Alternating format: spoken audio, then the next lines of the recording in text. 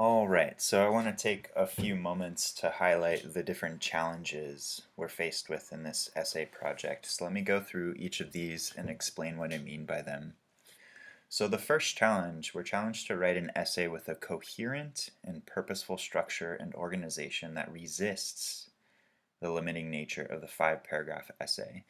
So what I mean by that, again, I've mentioned this before, the 5-paragraph essay model was something that served us well early on. It was our training wheels, but we're kicking the training wheels off now. We're moving on to more sophisticated forms. And in an essay of at least 8 to 10 pages, 5 paragraphs just ain't gonna cut it.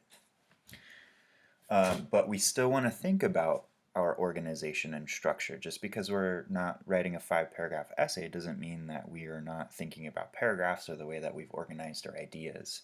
So when I say coherent, I mean that it makes sense logically. So one point connects to the following point in a logical fashion. And purposeful, I just mean that you're making choices about the way you've organized your points. You're thinking consciously about it. You're not just writing freestyle and letting the chips fall where they may and just moving on. You're really thinking about how you've organized your points. What does the reader need to know first before they can know something else, and so on. So really thinking purposefully about that. We're challenged to write at least 12 well-developed and supported paragraphs. So when I say well-developed, I mean that you're fleshing out the points as fully as you can. So you're not just kind of hinting at a point and moving on. You're really spending time with it, explaining it fully. Each paragraph should have a main point, and it should be a complete point. So making sure that you're including as many details and as much evidence as you need in order for that idea to make sense to your reader. We're challenged to write an introduction that provides adequate background information for our readers to understand our topic, but still gets to the point. So, I want us to forget about the idea of having a hook. I've mentioned this before, but the hook is a carryover from the 5-paragraph essay model. So again, we're moving beyond that. And quite honestly, having a hook is a little cheesy. And again, I mentioned this before, one of my goals is to help us break away from cheesy habits as writers. So don't begin with some kind of question. Don't begin with some grand sweeping statement. Since the beginning of time, all of humanity has wondered, blah, blah, blah. No, they haven't.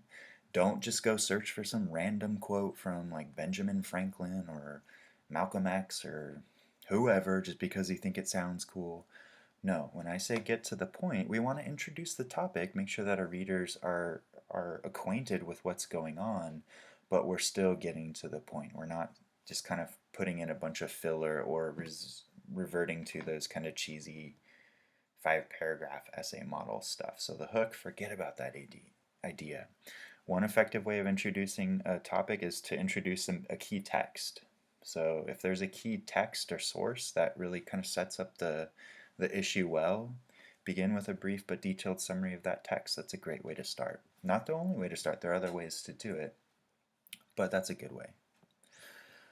We're challenged to cite at least 8 relevant and credible sources, 5 of which must come from the online library databases. So again, going back to Gale eBooks, going back to EBSCOhost, going back to some of the other databases that we learned about in the library, making sure that at least 5 of those sources come from those databases. We're challenged to incorporate textual evidence from our selected sources, integrating quotations effectively, using signal phrases to introduce quotations and providing context for our readers.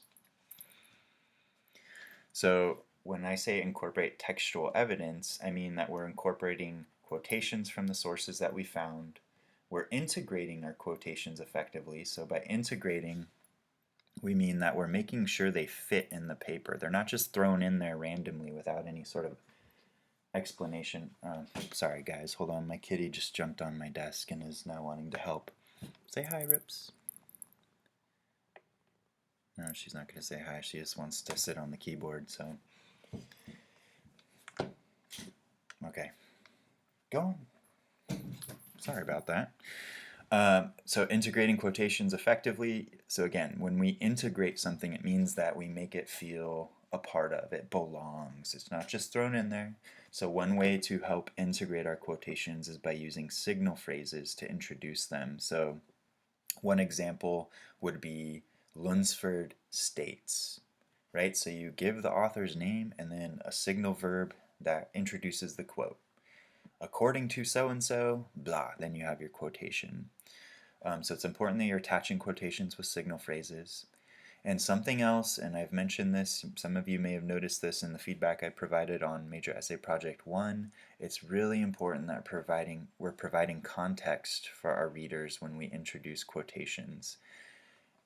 Most of the sources you're going to find, your readers probably have not read.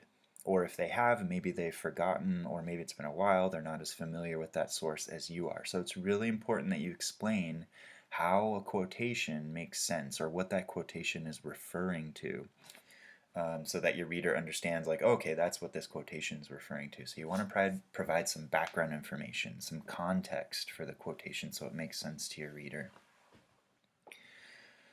We're challenged to put our sources into conversation with our own ideas. So think about that word conversation. A good conversation is an exchange of ideas from multiple voices, right? It's not one-sided. It has a nice balance of different voices all contributing to the same idea. So these voices are your different sources along with yours. Think of you as like the moderator of the conversation. You should be the most dominant voice, but you're using these different sources to help add to this conversation.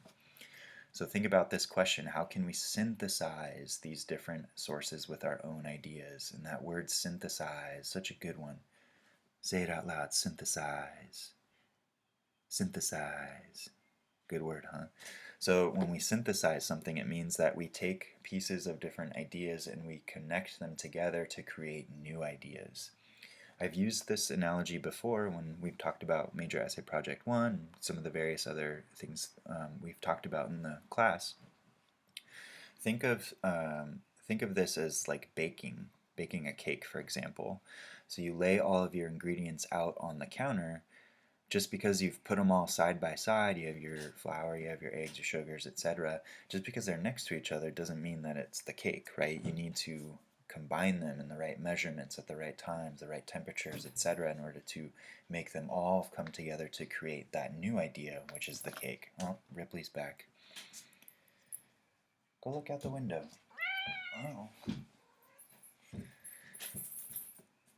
She's my little sidekick here, my teacher's aide. Teacher's pet, so to speak. Okay, so let me continue here.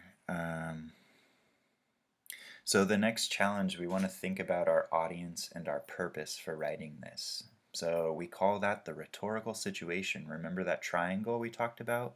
So go back to your notes and look at that triangle. Go back to some of the sections we've read from Everything's an Argument to look at rhetorical situation. So we want to think about who is going to read our essay. I hate to break it to y'all, the entire world is not going to care about our essay. It's just a reality, and that's okay. But you want to think of an audience that is, of course, I'm your key main audience, but also think about everyone else in the class, other people who are interested in this topic, maybe even some of the writers of the sources you found. They could be potential members of the audience. So we want to keep that in mind. What are the expectations of that audience? What do they need to know? What type of questions might they need? And think about the purpose. What are you trying to do with this essay project? So going back to these questions here, how does this influence the way we approach our essay? Remember that our tone should be invitational, not confrontational. So again, our purpose is not to try to persuade or convince our audience. Our purpose really is just to put pieces together, the different sources we found, so that we're creating new meaning, especially if it's in service of answering that open-ended question that maybe we're trying to respond to. We're challenged to show strong consideration for the various rhetorical devices and strategies for constructing effective arguments we've been learning about from Everything's an Argument. So the different rhetorical devices, y'all remember that rhetorical matrix? Ethos, pathos, logos, and kairos. Don't forget about those. So you want to think, how can you build your... Sorry.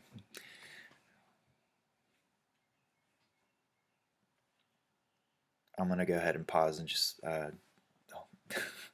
I'm gonna make another video. Hold on.